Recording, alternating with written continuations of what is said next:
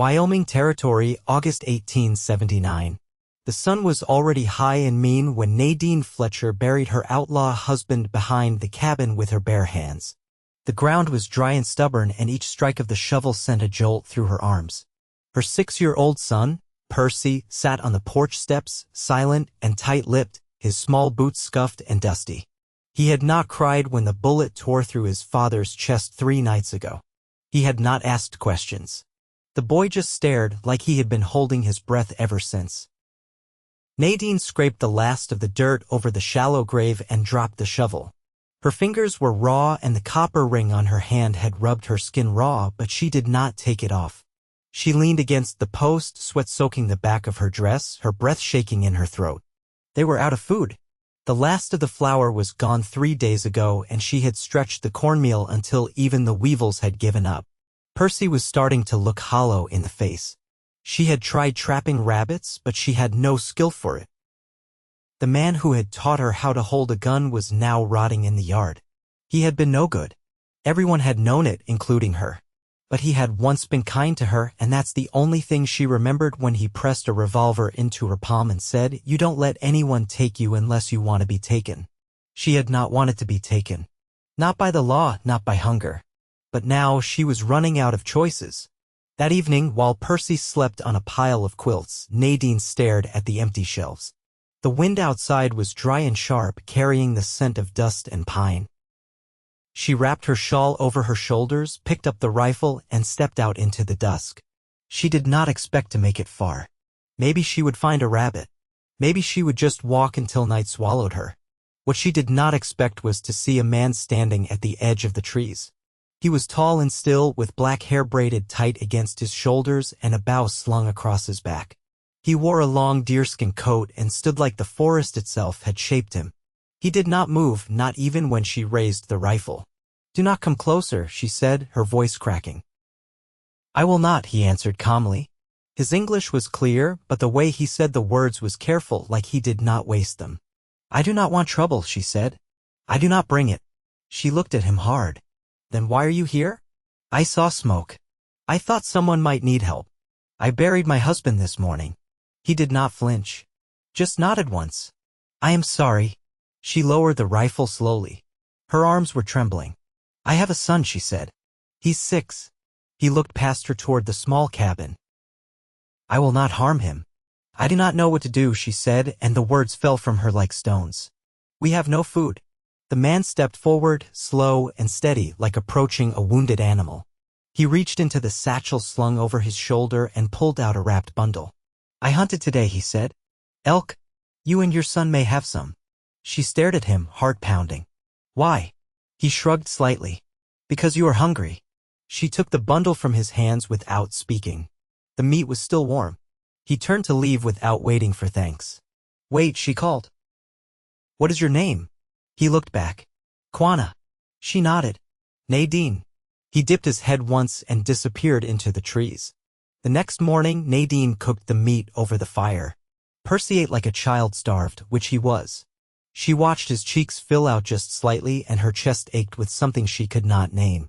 2 days passed before she saw Quanah again. He came out of the woods carrying fish this time and a small pouch of dried berries. "You do not have to keep bringing food," she said, standing on the porch with her arms crossed. "I know." She looked at him for a long moment. "Thank you." "You are welcome." Percy peeked from behind the door, eyes wide. Quanah saw him and crouched a little, holding out a small carved bird made of wood. "I made this for him."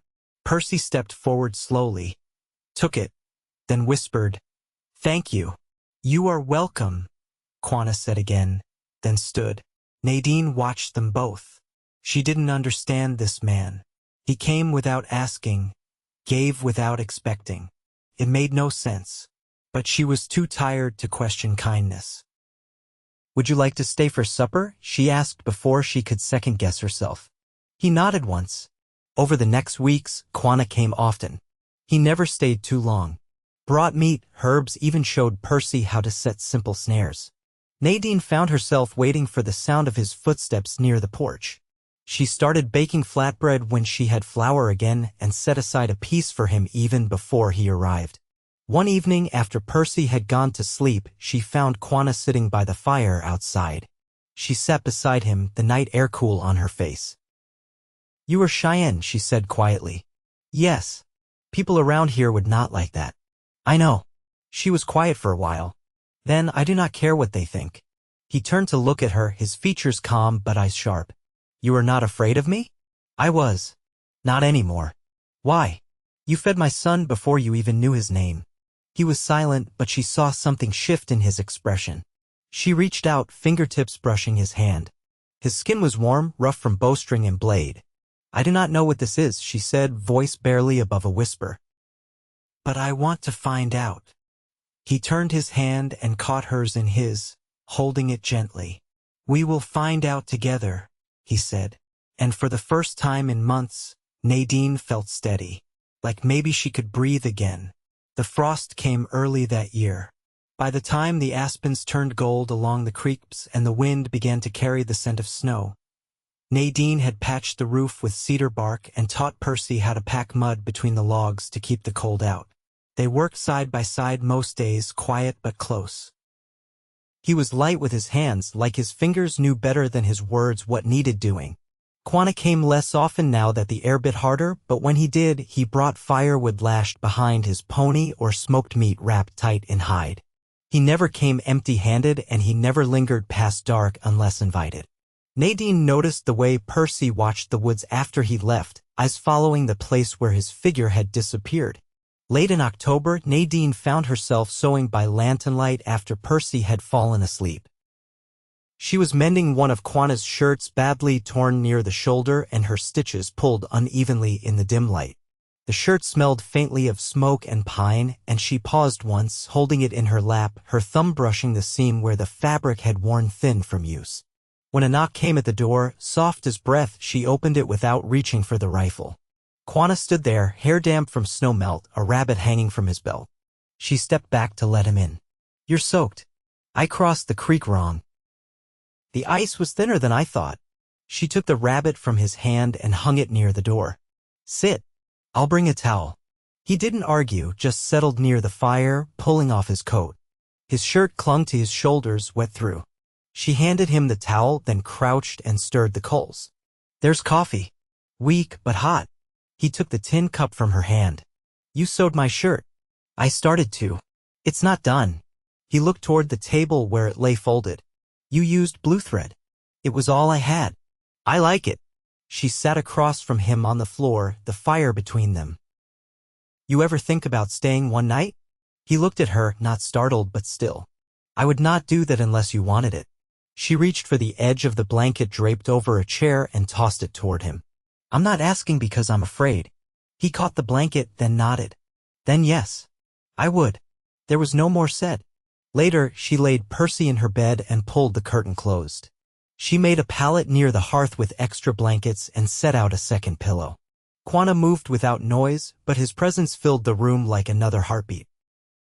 Before she lay down, she stood by the window, watching the snow fall soft and slow, the way it always fell before it grew serious. "You ever have a family?" she asked, her voice low. "I had a sister. She died during the measles sickness that came through the agency camps. My mother after that. My father was killed 2 winters ago along the Powder River." She turned toward him. "Do you miss them still?" "They are not gone from me. I carry them." She came to sit beside him then, shoulders touching, and said nothing more. In the morning, Percy woke early and found Quanah already outside, splitting wood. He stood at the window, face pressed to the glass. Nadine poured warm milk into a tin cup and wrapped Percy's hands around it. "He's helping us," she said. "He always helps," Percy replied. By midday, the snow had stopped. Nadine dug carrots from the last rows of the garden, stunted but still good. When she came back inside, Quanah was showing Percy how to twist cord from sinew. The boy watched his hands, brow furrowed in concentration. "You're good with him," she said later when Percy had gone to check the chicken coop. "He listens. He listens because he trusts you." He didn't answer right away. "Then I never meant to stay this long." Nadine wiped her hands on her apron. "But you did." He stepped closer. "I don't want to leave." She looked up at him, the space between them quiet. "Then don't." He reached out, brushing a piece of hair behind her ear. His fingers paused at her temple and she leaned into the touch. "I want to build something," he said. "With you." She nodded, her eyes never leaving his. "Then let's begin." Outside, the clouds broke and sunlight touched the snow, making it shine like something freshly born. The first calf was born in early March, a rust-colored heifer with long legs and a sharp cry that echoed through the still air. Nadine wiped her hands on her skirt and leaned against the stall rail, her breath clouding in the cold. Quanah stood nearby, tying off the last of the cord he'd used to secure the gate. Percy watched from a safe distance, his arms wrapped around the post, eyes wide with something between awe and pride. "She's strong," Nadine said, rubbing a sore spot in her lower back. Quanah nodded once. "She'll hold through the cold if she stays dry. I'll keep her close to the stove shed if another storm rolls in." He looked at her then, face lined with the beginnings of tiredness, but his gaze steady. "You've learned fast." "I had to," she said, brushing a strand of hair from her cheek. "But not alone." Later, while Percy played with the carved bird on the porch, Nadine poured water into the tin basin by the stove. She dipped her hands in and scrubbed the dirt from under her nails. Quanah sat at the table, leaning forward with a piece of rawhide stretched across his knees. He was repairing the strap of Percy's satchel, the one the boy carried for kindling and stones he insisted were lucky. "You could have gone back south before the passes got heavy," she said, not looking up. "I didn't want to." She dried her hands on the edge of her apron. "Was there someone waiting for you?" "No," he said simply. She turned then. "You never planned to leave, did you?" "I planned to see what you would become with time." She stepped closer, slow. "And what do you see?" He met her eyes with the same quiet steadiness he gave to everything. "A woman who doesn't turn away when things get hard. A mother who's made a home out of scraps and frost. And someone I no longer want to be without." She touched the back of the chair, her knuckles white. "I still wake up thinking something will take this away." "Nothing will?" "You don't know that." "I know that I will stay." She sat across from him, her hands folded tight in her lap. "You said once that you carry your people with you. I want to understand that." He set aside the rawhide. "When I was small, my grandfather told me that a person is made of all their kin. That when we speak with their voices. When we walk with their steps. I do not forget them because they are in everything I do." She was quiet for a long moment. "Then I buried a man who gave me fear and a child. I don't want to carry him." "You don't have to. But you carry what you've become because of him. That part belongs to you." She looked down at her hands. "I want something different now. You have it." That night, Nadine lit a second oil lamp and set it near the hearth. She pulled out the folded shirt she had finished stitching and laid it across the bed. Percy lay curled beneath the quilt, the carved bird resting beside his cheek. Quanah stood at the window watching the slope beyond the barn. The moon hung low, full and pale. "You ever think about what comes next?" she asked. He turned. "Yes. I never did. Before. And now. I think about what it would be like to wake up beside you every morning. I think about teaching Percy the things I never knew. I think about planting more than we need and trading the rest come fall. I think about staying." He crossed the room and took her hand. "Then we'll stay." She leaned into him, her head against his chest, listening to the rhythm of his breath. In the distance, the calf cried once, then quieted. Nadine didn't move. "There's a preacher who comes through Deerfield every third Sunday." He didn't respond at first, only traced a line down her spine with the side of his hand. "Then I will ride with you." "You sure? I want this to be yours. All of it." She tilted her face up. "Ours." He kissed her then, slow and certain, and the last of the winter's chill seemed to lift from her bones. Outside, the wind shifted, soft and warm from the south. The thaw would come sooner than expected. By late April, the ground had softened enough to turn. Nadine stood at the edge of the field with one hand shading her eyes, watching Quanah guide the horse through the furrows. The plow blade cut a clean line through the thawed earth, turning up dark soil that smelled rich and ready. Percy sat in the grass nearby, whittling a sliver of pine with his new knife. The one Quanah had carved a handle for using elk horn. The wind had shifted, carrying the scent of wild onion and wet bark. Nadine rolled her sleeves and began pulling the last of the winter weeds from the garden bed nearest the porch. Her knees ached where they pressed the ground, but it was a good ache, the kind that came from doing something that would grow. When Quanah reached the end of a row, he wiped his brow and leaned against the plow handles. "This soil's better than I thought. It was choked out before," she said, brushing dirt from her palms. "Never got the chance to breathe. We'll plant corn on the south side. Beans can go here where the slope holds the rain." She nodded and stood, flicking dust from her skirt. "I traded for seed with the widow at Miller's Fork. She had more than she needed after her son returned from the army." Quanah's gaze lingered on her face. "You've made yourself known. I wasn't sure I could. But word travels when a woman starts living different." He stepped closer, his voice lower. "They see you now." "I think I see myself," she said. That night, after Percy had gone to sleep with his head on a book about birds he'd borrowed from the schoolhouse, Nadine poured water into the basin and dipped in a cloth. She washed her face slowly, watching her reflection flicker in the lantern glass. Quanah was by the hearth, sharpening a blade with long, even pulls. The sound filled the room like the ticking of time. "I saw a pair of boots in town," she said, drying her cheeks. "Stitched high with copper rivets. Strong soles. For Percy. For you." He set the knife down. "You don't need to give me things. I don't need to. I want to." He crossed the room and took her hand, turning her palm over. "You've worked the skin raw. They'll heal. You take care of everyone. And you don't."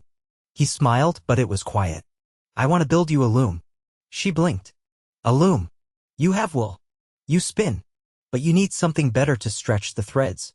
"I've never had one." "You will." Nadine felt her throat tighten. "You always give me things I didn't know I needed." He touched her wrist. "Then let me give you more." Outside, a coyote called once from the ridge, lonely and sharp. She stepped closer, her voice barely above a whisper.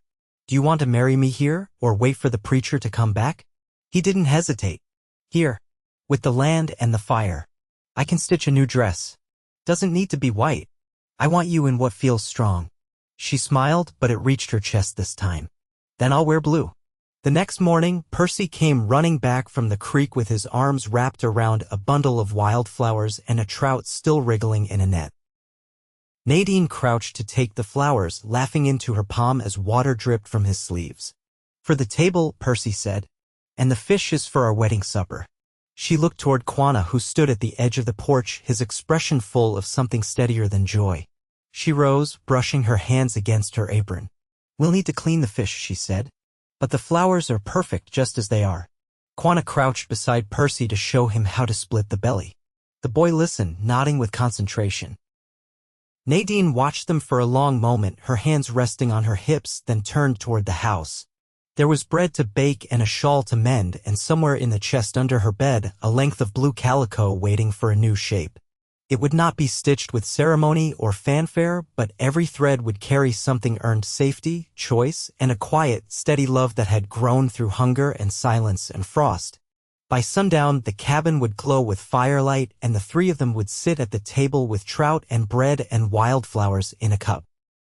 There would be no vows spoken aloud, only the kind lived out in action, in meals shared, hands held, and burdens lightened. And when she stepped outside after supper, her dress catching the last of the light, Quanah would be waiting, not to take her away, but to walk beside her all the way forward. The sun rose behind a thin veil of cloud, casting the valley in a pale, gentle light. Nadine fastened the last button on Percy's collar, smoothing the fabric down with her knuckles. His boots were polished, the cuffs of his trousers pressed by the weight of last night's coals. He shifted his weight from foot to foot, eyes scanning the ridge beyond the barn. "Will there be music?" he asked. "No," she said, "but there'll be a quiet so deep you'll feel it in your chest." "That's better than music." He nodded like he understood. Maybe he did. Quanah stood near the creek, sleeves rolled to his elbows, scrubbing a length of ashwood with river sand. He carved the posts himself, 2 of them to mark the place where he and Nadine would stand, unadorned but strong, sunk deep into the earth. Percy had hammered the stakes into place with a stone while Nadine packed dirt around the base with the heel of her hand. She walked out now, carrying a folded blanket beneath her arm. Quanah looked up and the corners of his eyes eased when he saw her. Still cold? He asked. A little. The wind carries off the warmth quick this time of year. He dipped the cloth into the water once more and wrung it out. There's a good current today. That's a sign. She set the blanket near the roots of a cottonwood. Do you believe in signs? He tossed the cloth back into the satchel. I believe in what holds. They stood side by side as Percy wandered toward the stump where he'd left his carved sticks. The quiet between them wasn't empty, it hummed with something settled. Will you say anything? She asked. Yes, but not in English. She turned to him, curious. I want to speak the words my mother would have said. You won't understand them, but you'll feel them. She reached for his hand. Then I'll listen with my whole self. The ceremony was quiet. Percy stood a few paces behind, holding the carved bird tight between his palms. The wind stirred Nadine's skirt and lifted Quanah's braid from his shoulder. He spoke in Cheyenne, words low and resonant, his voice steady as water over stone. When he finished, he pressed his forehead lightly to hers. Nadine closed her eyes and whispered only one word in return. Yes. They ate by the stove that evening stew thick with turnip and wild onion, crusts of sour bread, and a pot of dried apple cooked down with honey. Percy dozed in a chair before the hearth, the carved bird resting in his lap. Nadine tucked a quilt around him and stepped outside. The stars were out in full, scattered sharp and bright above the valley. Quanah came to stand behind her, his arms wrapping around her waist as he leaned his chin to her shoulder. I never thought I'd have a place again, he said. You do now, she whispered. They stood like that until the chill settled deeper, then returned inside. Nadine lay beside Percy until his breathing deepened, his brow soft in sleep. When she rose, she took Quanah's hand and led him to their bed. No words passed between them, none needed. The following weeks settled into a rhythm that felt permanent. Quanah began shaping planks for a loom, his tools laid out with care beside the barn. Nadine spun wool in the mornings, her fingers nimble from the repetition. Percy took to wandering farther under Quanah's watch, following tracks and learning the names of birds by their calls. One afternoon, Nadine came home from trading with the widow at Miller's Fork, her apron heavy with salt and barley, to find a row of wooden pegs newly fixed beneath the porch roof. Quanah stood nearby, wiping his hands with a rag. For your tools, he said. So they don't freeze in the ground come winter. She reached up and hung her trowel from the first peg. I never asked. You don't need to. In early June, rain came hard and sudden. The three of them sat inside, shelling peas and telling stories. Percy, perched on a stool, asked questions about places they'd never seen, rivers that split into 6 arms, mountains that smelled like smoke. Nadine watched the way Quanah answered, never rushing, his fingertips brushing the map Percy had drawn on scrapcloth. That night, when the rain softened to mist, Nadine climbed the ladder to the loft and opened the window. The air smelled of sage and wet wood. She heard Quanah below, putting away the tools, boots thudding lightly against the floorboards. She called his name and he looked up. She smiled. I was thinking about tomorrow. He crossed to the ladder, resting one hand against the beam. What about it? There'll be bread to bake. And Percy wants to try fishing with both hands. He nodded. Then we'll teach him. She reached out and traced the edge of his jaw. Are you happy? Yes, he said. It's the kind that lives deep, like stones under the river. It doesn't wash away. She leaned down and kissed him, slow and certain, and he held her steady with one hand at her waist. Years later, long after the lean times had passed, long after Percy had grown into a broad-shouldered man who carved his own tools and built pens with his own boy at his side, Nadine sat beneath the same cottonwood where she'd once stood in blue calico, fingers wrapped around a cup of sweetened tea. Quanah came from the barn, hair silvered but eyes unchanged. He sat beside her and took her hand in his, thumb brushing her knuckles. They didn't speak, not because there was nothing to say, but because everything that mattered had long since been spoken in the way they'd lived. And when the wind passed low through the grass, carrying the scent of pine and something faintly sweet, they breathed it in together, steady as ever. Home.